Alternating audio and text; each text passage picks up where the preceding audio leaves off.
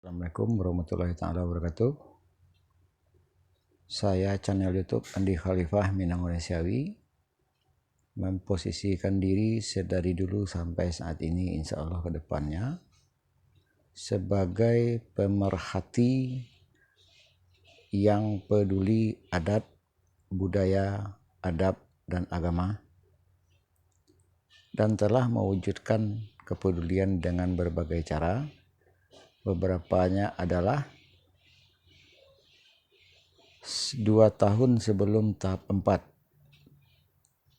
yang mana tahap 4 tersebut dari 31 Oktober 2021 sampai 30 Januari 2022 keliling Sumbar mendatangi tokoh masyarakat adat, budaya, adab, dan agama 19 kota, 19 kabupaten seprovinsi Sumbar.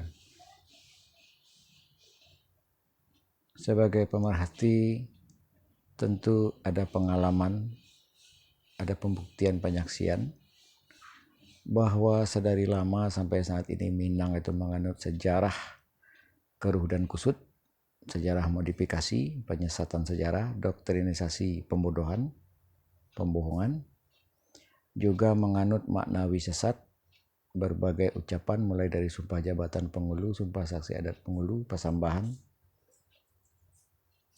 ya banyak hal lain.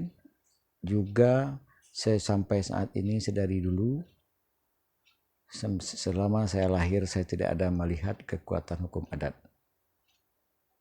kecuali hukum adat sebagai istilah hukum adat hanya menjadi kendaraan oleh tata pemerintahan, terutama kendaraan dinas kebudayaan, dinas kendaraan Pemda dan Pemko, ya, sebagai kendaraan dalam politik. Yang keempat, alih generasi Pengulu Datuk Pendito Malin Menteri Dubalang semakin lama semakin berpola pikir mundur. Kenapa itu sampai terjadi? Karena nol tokoh kaderisasi alih generasi dan penyadaran. Dan saya sendiri ikhtiar 4 trip PP Sumbar dari Bandar Lampung Kota ini adalah mengusulkan program kaderisasi alih generasi. Tetapi saya mungkin melihat hal di balik kebenaran atau hal kebenaran tata pemerintahan, terutama dinas kebudayaan, Pemko, Pemkap, DPRD mustahil mau meluruskan, menjernihkan, membetulkan sejarah, ya, karena sejarah yang dilanjutkan saat ini hanyalah menguntungkan tata pemerintahan Pemko, Pemda.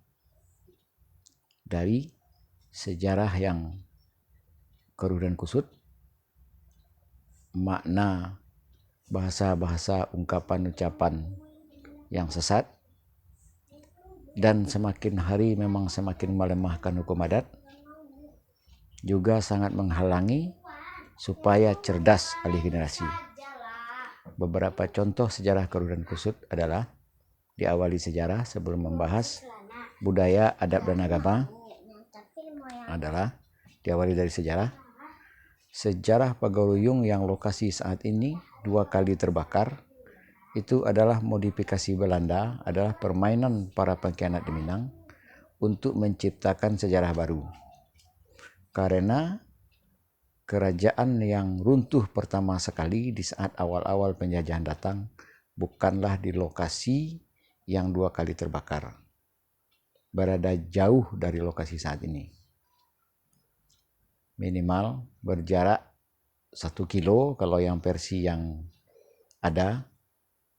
Dan malahan Pagaruyung itu kemungkinan besar adanya di Indropuro.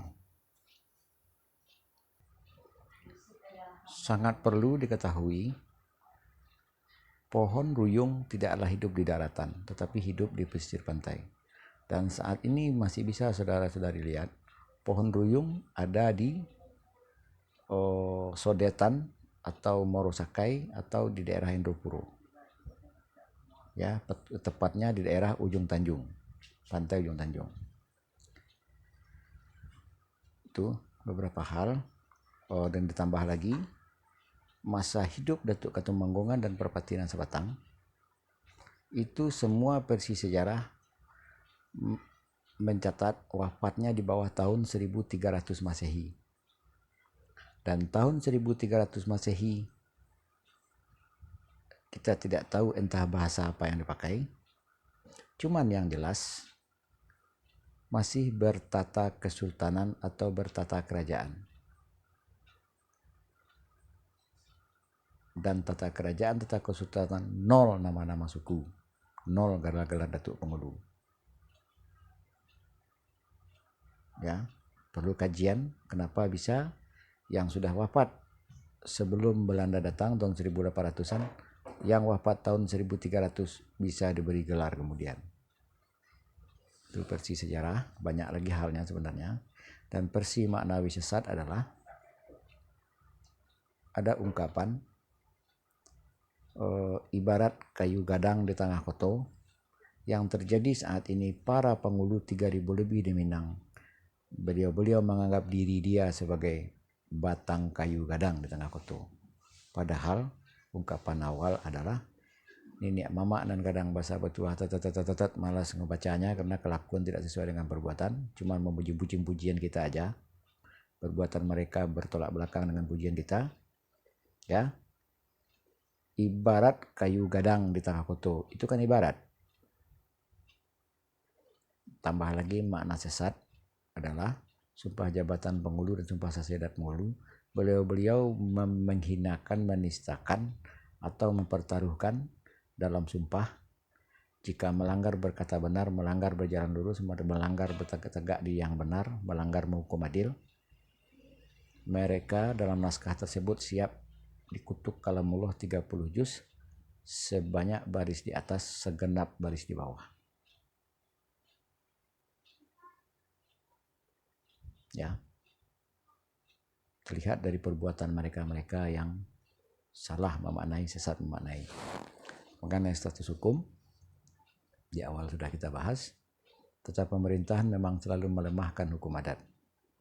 Semua destinasi wisata, ranah adat, mereka ambil keuntungan materi dari aset-aset ranah adat. Baik, kenapa sampai terjadi itu? Sampai semua ulayat adat itu dikelola oleh Pemda, Pemko, Pemprov. Dan ada orang-orang yang beralasan peduli adat dan budaya, hanya segelintir pemain itulah yang mengambil keuntungan materi berkelanjutan dan popularitas. Bermain dengan penguasa dan bermain dengan pengusaha. Jadi saya minta dukungan anak-anak negeri yang haknya direnggut. Itu jadi ujung-ujungnya pergi merantau mencari sesuatu yang tidak pasti dan melepaskan suatu kepastian.